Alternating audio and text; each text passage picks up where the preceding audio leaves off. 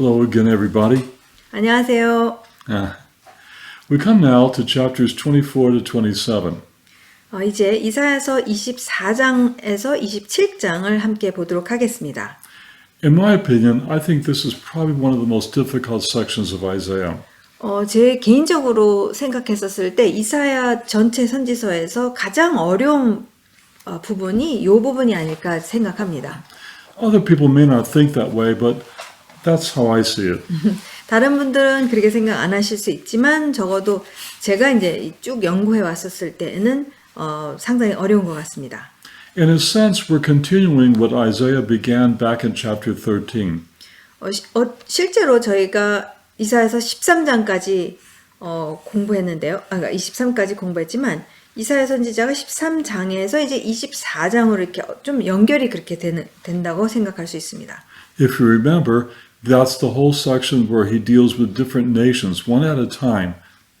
그래서 실제로 13장에서 23장까지는 이스라엘 주변에 있는 국가들에 대한 하나님의 말씀을이었죠. There, Isaiah was quite specific in his words that God gave to these different nations. 13장에서 23장을 보면은 굉장히 구체적으로 하나님께서 그 나라들을 향해서 하시는 말씀이 있었어요. 굉장히 구체적이라는 거죠. He mentioned the nation. He mentioned what God had planned for them. 그러니까 그 어떤 나라인지 이름과 그 다음에 어떠한 계획이 있으신지에 대해서 굉장히 구체적으로 정확하게 말씀하셨습니다. He even mentioned some specific cities of those nations. 그리고 심지어는 그 도시도, 그러니까 그 나라의 도시까지도 말씀하시면서 이제 구체적으로 말씀하셨다는 거죠. And in addition, he began these prophecies to the nations by using the word Masa. 그 다음에 이제 더 나아가서 하나님께서 열방 한 나라를 두고 말씀하실 때에 항상 시작을 어떻게 하시냐면 마사라는 단어로 시작하셨습니다. Which, as we discussed, that has to do with a burden. 그러니까 저희가 공부했죠. 그러니까 어떠한 부담, 무게, 그걸 한글에서는 경고라고 이제 번역을 했습니다. Now, in chapters 24 to 27, the content is slightly different. 지금 24장에서 27장을 보게 되면은 그 내용이 조금 달라집니다. Rather than being specific in regard to the nations who receive these prophecies, 그러니까 하나님께서 구체적으로 어떤 나라를 두고 말씀하시는 게 아니라 Isaiah kind of steps back a little bit and looks at the whole world as a whole.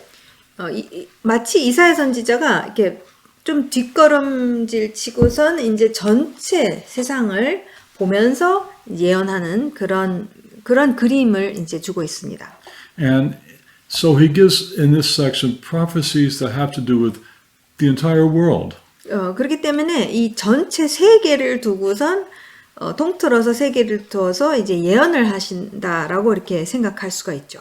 Because of that, this section is similar to other apocalyptic passages of the scriptures.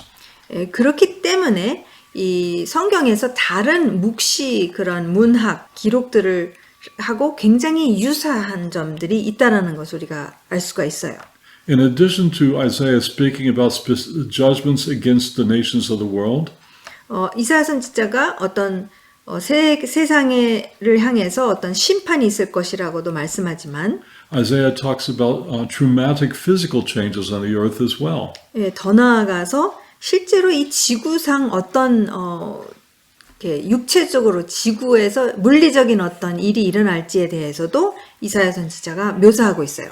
And he makes sweeping general promises in regard to the defeat of sin, promises of peace and security for Israel and God's people. 이게 전 세계를 두고 하는 그런 말씀이기 때문에 예언의 말씀이기 때문에 심지어는 죄에 대해서나 어떤 큰 개념들이 있죠. 그런 큰 개념들을 두고 이스라엘에 대해서 이스라엘의 미래, 죄 이런 것들에 대해서 이사야 선지자가 이제 예언을 하는 것을 우리가 보게 됩니다. In chapters 13 to 23, when he talks about the specific nations, we see God acting as an amazing sovereign. 13장에서 23장을 봤었을 때 주변 나라들에 대해서 하나님께서 심판했었을 때 주권자로서 그분이 역사하시는 것, 심판하시는 것을 우리가 보았습니다. If we were to pick up a history book of these different nations, we would read about these historical events taking place, armies coming, armies going. 여러분 만약에 우리가 이제 13장에서 23장 그런 열방 국가들에 주변 국가들에 대해서 이렇게 예언하신 말씀이 있지 않습니까? 근데 역사책을 보고선 펼쳐가지고선 그 국가들에 대해서 읽을 때에 실제로 그런 일들이 일어난 거예요. 어디가 쳐들어왔고 싸웠고 또 나아갔고 전쟁하러 나아갔고 이런 이야기들이 이제 그대로 이제 13장에서 23장 나오고 있다는 것이죠. But in Isaiah's historical record, it is not, we do not see God responding to human events, we see God plotting events. 근데 한 가지 역사책이랑 다른 것은 무엇이냐면은 하나님께서는 지금 이사야 선지자가 기록한 하나님의 말씀을 보게 되면은 하나님께서 계획하시고 계획하신 것을 이행하시는 그런 것을 보지 역사책은 어떤 일이 일어났는지 그 후에 그것을 기록한 거잖아요. 하나님은 그렇지 않다라는 거죠. 하나님 당신이 주권자로서 어떻게 하실 것인지에 대해서 말씀하십니다. And we see that God does not just allow things to happen. Even to Israel, God doesn't just allow things to happen. It is God that is the mover and shaker of events. 그 다음에 또 한 가지 중요한 것은 지금 하나님께서 어떤 일들이 일어날 수 있도록 허락하신다라는 게 아니라는 거예요. 절대 허락하셔서 그냥 일어나는 것이 아니라 하나님께서 모든 주권을 갖고 하나님께서 이스라엘 포함해서 그 나라마다 이스라엘 포함해서 계획하신 것들이 그대로 이행되는 하나님이 주권자라는 것이 그대로 나오고 있습니다. As far as Israel is concerned, these chapters 13 to 23 the message was, Israel, you're in trouble, but don't trust those nations. 지금 13장에서 23장은 이스라엘 주변 국가들 이야기지만 이스라엘을 향한 메시지는 무엇이냐면은 이스라엘이 상당히 위협적인 그런 상황에 있지만 절대로 그 열방 국가들을 의지하지 말아라. 오직 하나님만 의지해라. 라는 것이 이제 13장, 23장까지의 그 이스라엘을 향한 이제 메시지인 것이죠. Why should Israel not trust in these nations? 왜 의지하면 안 됩니까? 다른 열방 국가들을? Well, one writer puts it like this. He said, in chapters 13 and 14, the glory of the nations doesn't equal anything compared to God. 왜 이스라엘이 다른 국가들을 의존하면 안 되냐면은 어떤 저자가 이렇게 써머리를 했습니다. 13장, 14장을 보게 되면은 열방에 있는 모든 영광은 아무것도 아니라는 거예요. He continues by saying in chapters 14 to 18, it's the scheming and planning of the nations. They don't amount to anything either. 그리고 14장에서 18장 같은 경우는 그 모든 이 열방 국가들이 계획하고 막 전략 짜고 이런 것들은 그것도 사실은 아무것도 아니라는 거예요. In chapters 19 and 20, it's the wisdom of the world that doesn't mean anything. It amounts to nothing. 그리고 이사야서 19장, 20장 말씀에서는 이 세상이 갖고 있는 지혜라는 것은 사실은 아무것도 아니기 때문에 이스라엘아 의존하지 말아라 라는 거죠. In chapter 21, the vision of the nations equals nothing. 21장 같은 경우는 이 열방 국가들이 갖고 있는 어떤 비전 같은 거, 어떤 계획이라는 이것도 아무것도 아니다. Then in chapter 23, it's the wealth of the nations equals nothing. 그 다음에 이제 23장을 보게 되면은 이 세상의 모든 부귀 영화 그것도 사실은 아무것도 아니다. Then, as far as Israel is concerned, if the best of the nations have to offer is nothing compared to what God offers, then don't trust the nations. 지금 하나님께서 이스라엘에게 줄 수 있는 생명과 모든 것들 계획이 있지 않습니까? 그거하고 열방이 지금 가져다 줄 수 있는 것은 비교가 안 되기 때문에 하나님만을 의지하라라는 것이 사실 이스라엘을 향한 메시지이라는 것이죠. We see a measure of this being practiced by modern Israel. I wouldn't say perfectly, but a measure of it is being practiced. 근데 이것이 그냥 과거 이스라엘의 이야기만 아닙니다. 지금 현대 이스라엘에서도 그대로 이제 적용이 되는 것을 우리가 볼 수가 있습니다. It is true that the modern Israel has survived militarily because of the help of many nations.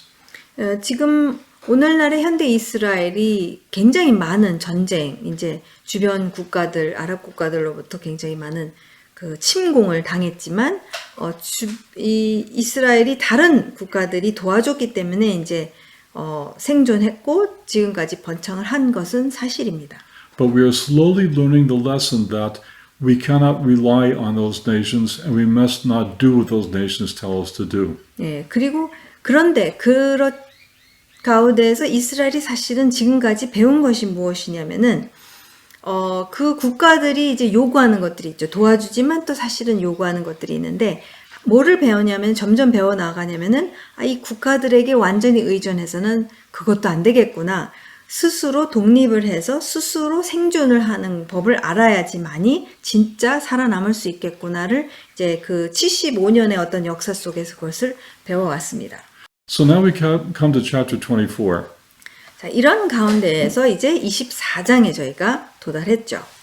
In chapters 24 and 25, Isaiah doesn't very seldom, if any, mentions a specific nation. 24, 25장을 보게 되면은 이사야 선지자가 아주 구체적인 어떤 나라 이름을 대지는 않아요. But he's looking at the entire world. 그냥 전체 이제 세계를 바라보면서 이제 예언을 합니다.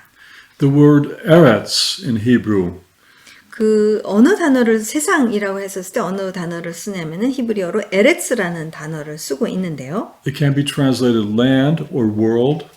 어떻게 번역을 보통 하게 되느냐면은 땅도 되지만 지구도 되기도 하고 또 이제 세상이라는 그렇게 번역이 쭉 가능합니다. Oftentimes when biblical writers use it, it's referring to the land of Israel or the land immediately around Israel. 성경에서 선지자들이 이제 이 에레츠라는 단어를 사용했었을 때는 거의 이제 이스라엘 땅을 두고 얘기하거나 아니면 이스라엘 땅 플러스 주변 국가들을 두고 이야기하는 경우가 많아요. In this case, in chapter 23 and 24, the word is used about 16 times. 근데 이 이사야서 24장, 25장을 보게 되면은요, 이 단어 에레츠라는 단어가 16번 사용되어집니다. And it's used to speak of the whole world. 예, 근데 이 경우에서는 전체 세상을 두고 이야기하고 있다는 것을 우리가 볼 수가 있어요. In fact, in verse 4, instead of the word eretz, the Hebrew uses the word tevel, or tevel. 예, 24장 4절을 보게 되면은 에레츠라는 단어를 쓰지 아니하고 한국말로는 땅이 슬퍼하고라 하는데 이 땅이 에레츠가 아니라 여기 이 경우에는 테벨이라는 단어를 쓰고 있습니다. So, like for example, in chapter 24, verse 4, 예를 들어서 24장 4절 말씀을 보게 되면 땅이 슬퍼하고 쇠잔하며 세계가 쇠약하고 쇠잔하며 세상 백성 중에 높은 자가 쇠약하며 라고 하고 있죠. here Isaiah uses the word eretz for the earth or for the land. 여기에서 땅이 슬퍼하고라고 했었을 때는 에레츠라고 하지만 But then he also used the word tevel, which is in parallel use to the word eretz. 세계가 쇠약하고 세상 이렇게 얘기했을 때는 테벨이라는 히브리어 단어를 쓰는데 에레츠하고 이렇게 같이 사용하는 그런 단어입니다. 세상을 말하고 있죠. 세계 또는 세상. That's a much broader word than just eretz. So he's used both words kind of similarly. 여기서 이 테벨이라는 단어는 전 세상 세계를 두고 굉장히 모든 것을 폭발하는 그런 단어로 쓰여지고 에레츠는 훨씬 더 이렇게 구체적이지만 24장 같은 경우는 이사야 선지자가 거의 동일하게 이제 사용하고 있는 것을 보게 됩니다. Also in chapters 23 and 24, Isaiah uses a word picture. 지금 이 24장, 25장 말씀을 보게 되면은 어떤 단어를 이제 그 단어를 통해서 그림을 그리고 있어요. He uses the word city in reference to the world. 도시라는 단어를 쓰고 있는데 실제 어떤 도시를 두고 말하는 것이 아니라 실제 세상을 두고 말하는데 이제 도시의 어떤 그림을 갖고 말합니다. People are very familiar how nations conquer cities. 그 당시 사람들은 나라가 도시를 정복하는 것, 점령하는 것에 대해서는 잘 알고 있었어요. 방법을. And so they're familiar with the destruction and all the bad things that happen when you conquer a city. 그리고 이제 포위를 해서 한 도시를 정복하는 것에 있어서 얼마나 파괴적인 것인지에 대해서도 다 알고 있었습니다. So Isaiah uses that image that everybody's familiar with and uses the word city in reference to the entire world, the world city. 그래서 이 이사야 선지자가 그 고대 사람들은 이 도시 정복이 얼마나 파괴적인지를 잘 알고 있었기 때문에 그 그림을 가져다가 이제 세상을 도시라고 하면서 이 세상에게 일어날 앞으로의 멸망이 얼마나 파괴적인지에 대해서 이제 이야기한다는 것이죠. So in the first 3 or 4 verses of 24, Isaiah tells about the complete destruction of the world faces. 예. 그렇기 때문에 1절에서 3절까지 24장 1절에서 3절까지 이 지구가 전 세계가 겪어야 되는 그 파괴가 얼마나 온전할 것인지에 대해서 말합니다. Just to get a feel of this, can you read the first 4 verses? 그래서 1절에서 4절을 이제 읽겠습니다. 어떻게 묘사하는지 보겠습니다.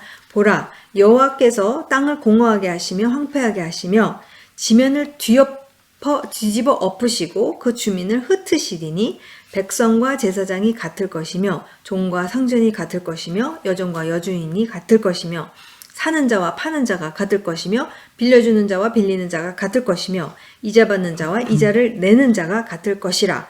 땅이 온전히 공허하게 되고 온전히 황무하게 되리라. 여호와께서 이 말씀을 하셨느니라. 땅이 슬퍼하고 쇠잔하며 세계가 쇠약하고 쇠잔하며 세상 백성 중에 높은 자가 쇠약하며. Isaiah wants the people to see that the whole earth teeming with life that God made is going to end up as a abandoned rubble heap.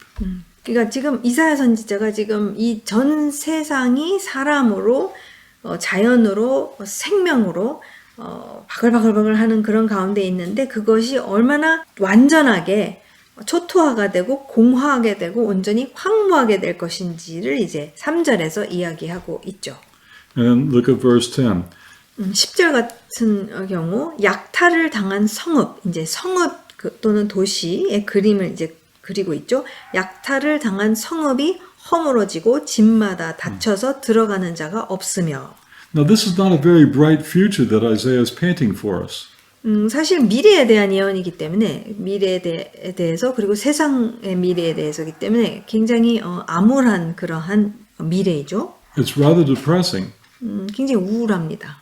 But Isaiah is very careful not to give us any timeline here.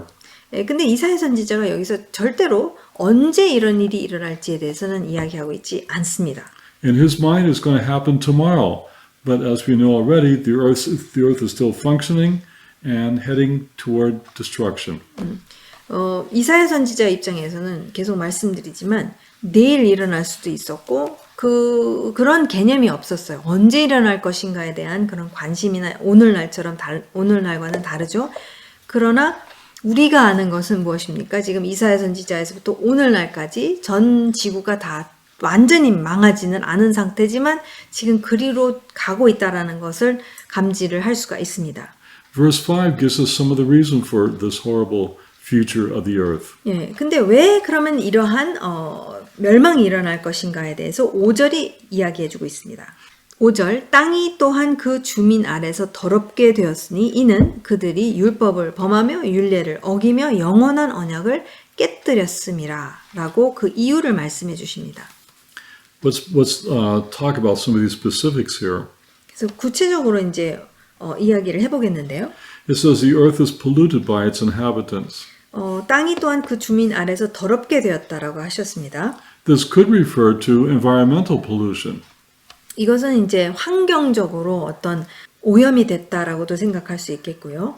But we need to go deeper than that. Why does environmental pollution happen? 예, 근데 더 깊이 있게 들어가야 되죠. 우리가 물어봐야 될 것은 왜 환경적으로 이런 말로 표현할 수 없는 오염이 이렇게 일어날까? It's because of people's selfishness and government's selfishness that they do not take care of the land God gave us.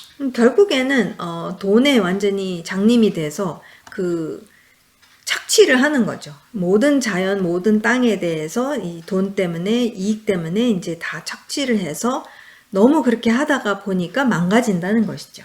So we could say that the environmental pollution is indicative of a deeper pollution, and that's human sin. 예, 결국 이 환경에서 일어나는 오염은 무엇을 말해주고 있느냐면 인류의 생각에 있는 그 깊은 오염, 결국 그 죄 때문에 그 결과적으로 나타나는 현상 중에 하나가 환경적인 오염이라는 것이죠.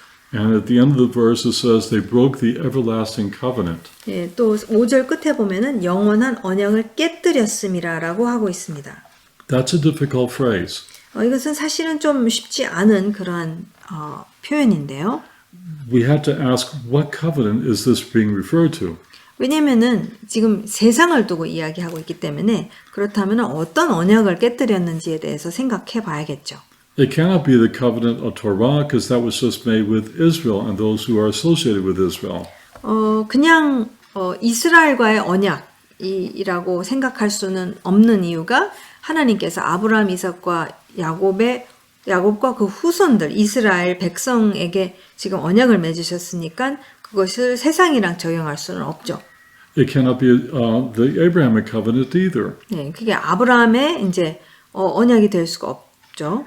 Because that was associated with Abraham and his physical descendants. 네, 그러니까 아브라함의 언약이나 시내산에서 했던 언약이나 이제 그러한 언약이 될 수가 없는 게 그것은 굉장히 구체적으로 아브라함의 후손들 이스라엘 백성과 하나님께서 맺으신 언약이기 때문입니다. My suggestion is that possibly God is referring to the covenant made with Noah. 그래서 제안하고 싶은 것은 하나님께서는 노아와도 언약을 맺으셨지 않습니까? 그래서 노아 같은 경우는 아브라함 전이기 때문에 이제 노아와 맺은 언약은 전 세계와 맺은 언약이라는 거죠. That's a covenant made with mankind as a whole. 그러니까 인류 전체랑 하나님께서 맺으신 언약이기 때문에 그렇게 볼 수가 있죠. And it has to do with setting up legal system for the world with justice.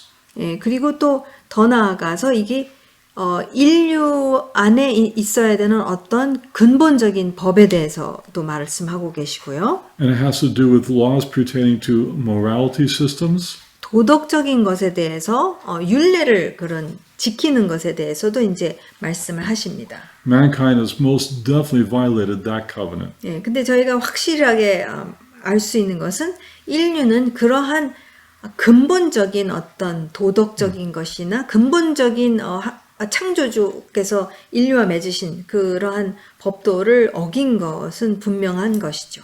Furthermore, as we look through the rest of the chapter 24 and 25, 더 나아가서 우리가 24장, 25장을 보게 되면 Isaiah throws in a few phrases that remind us of the time of Noah. 이사야 선지자가 이렇게 어떤 표현들을 하는데 노아 당시 홍수에 대해서 이제 생각나게 하도록 상기시켜주는 그런 말들을 합니다. After all, the whole future judgment that he describes pictures the complete judgment that the flood of Noah accomplished. 예, 실제 성경에서 보면은 이 마지막 때에 올 하나님의 심판과 이제 노아 당대의 대홍수 심판과 늘 이렇게 같이 이야기하는 것을 우리가 볼 수가 있죠. Of course, it will not be a judgment by flooding. It will be a judgment of by other things.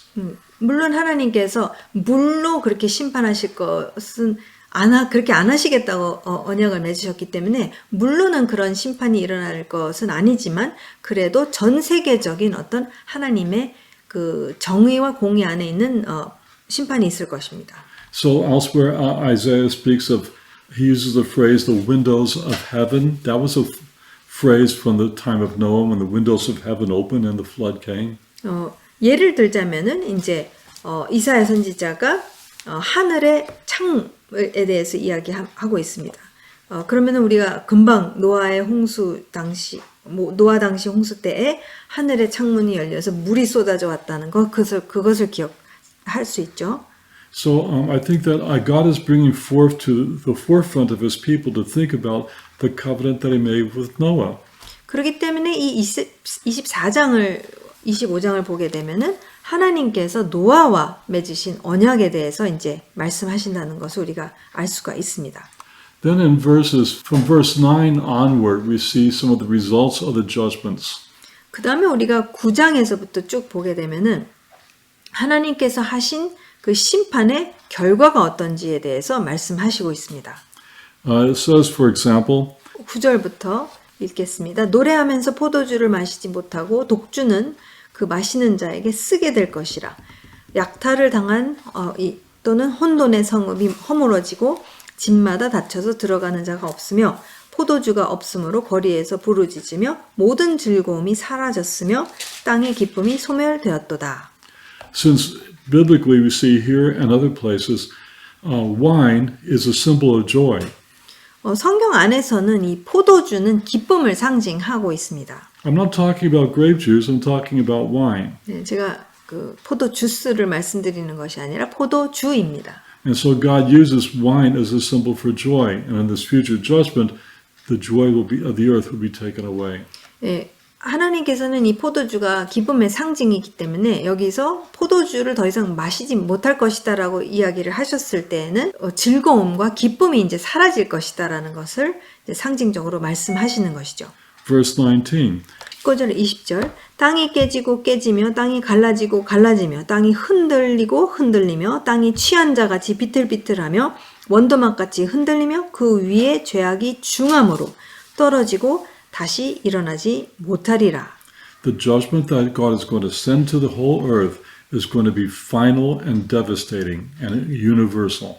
하나님께서 전 세상을 두고 내리시는 이 심판은 너무나도 막중하고 너무나도 중하고 너무나도 파괴적이고 그것은 너무 이제 최종적이기 때문에 다시 일어나지 못하리라. 이제 그게 다시 있을 수 없다라는 거죠. 그만큼 최종적이라는 것을 말씀하십니다. Later on, at the very end of Isaiah, Isaiah is going to talk about a recreation of the heavens and the earth. 예, 근데 이사야 선지서의 이제 끝을 보게 되면은 무엇을 말하고 있느냐면은 앞으로 있을 새 하늘과 새 땅에 대한 새로운 창조에 대한 말씀을 합니다. This seems to be what he's referring to here. 예, 그러니까 그 새 창조가 있다라는 얘기는 뭐냐면 완전한 파괴가 있기 때문에 멸망이 있기 때문에 새 창조가 있다라는 것이죠. 그래서 지금 24장, 25장을 두고 이야기하는 것을 우리가 이렇게 연결이 되는 것이죠. I don't think Isaiah is talking about the earth as we know it today is going to just explode and not exist anymore. He's talking about a renewal of the earth. 지금 이사야 선지자가 그렇기 때문에 지금 지구가 완전히 폭파해가지고 없어진다라는 그런 의미에서의 멸망이라기보다 지금 어떠한 심판이 있을 것이지만 그러나 그것이 새롭게 될 것이다라는 것을 이제 그러니까 멸망으로 끝나는 것이 아니라 하나님께서 새롭게 하실 것이다라는 것으로 이제 이어가시는 거죠. That would be a welcome relief to have this whole universe and earth that we live in to be just completely renewed the way it was made originally. 예, 그러니까 사실 굉장한 소망이죠. 왜냐하면은 원래 창조주께서 창조하신 이 땅, 하늘과 땅 모든 것이 완전히 다시 회복된다, 다시 새롭게 된다라는 것을 우리가 소망으로 가질 수 있는 것이죠. 지금 현재 갖고 있는 것이 다다, 아니면 이것으로 그냥 끝나는 것이다. 그게 끝이 아니라 이제 이렇게 힘들지만 이렇게 파괴적이지만 이제 앞으로 그것을 회복하실 것이다가 이제 소망인 것이죠. Is all this horrible judgment inevitable? Is it absolutely hopeless for everybody?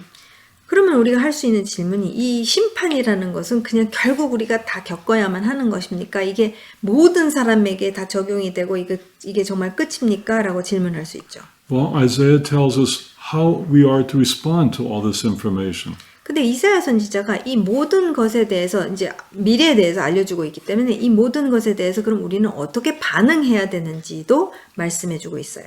Verses 15 and 16. 15절, 16절입니다.